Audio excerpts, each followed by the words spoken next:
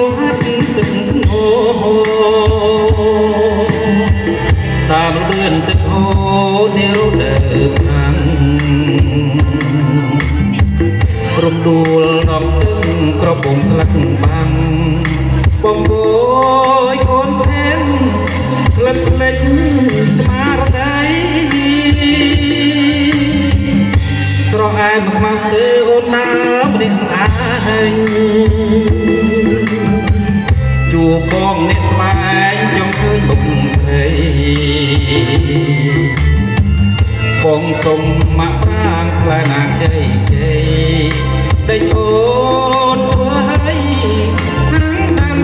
ហេតុការរំដួលដងស្ទឹងព្រលឹងសៀមរាបបងសូមសារភាពបនលោកមេបាសូមមិនរំដួលមកសៀតកម្មាចងក្រងវាសនាលោកព្រាបសន្ស័យរហាត់ទឹកអើយជួយជ្រាបលួងលោម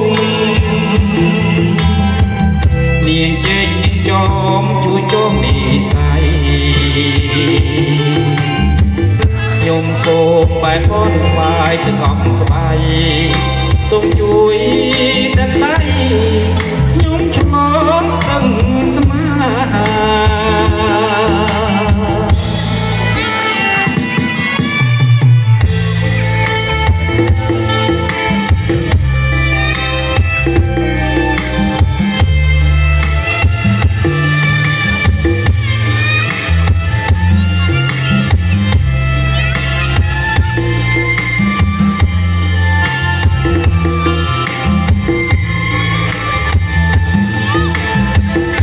រំដួលដងស្ទឹងប្រលឹងសៀមរាបបងសូ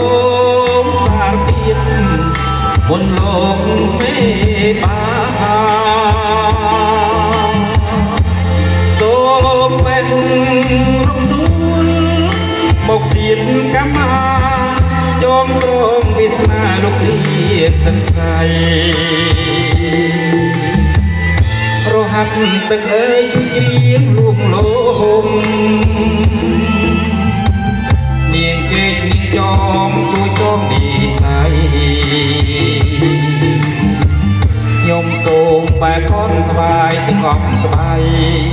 សូមជួយទឹកដៃខ្ញុំឆ្លងស្ទឹងស្មា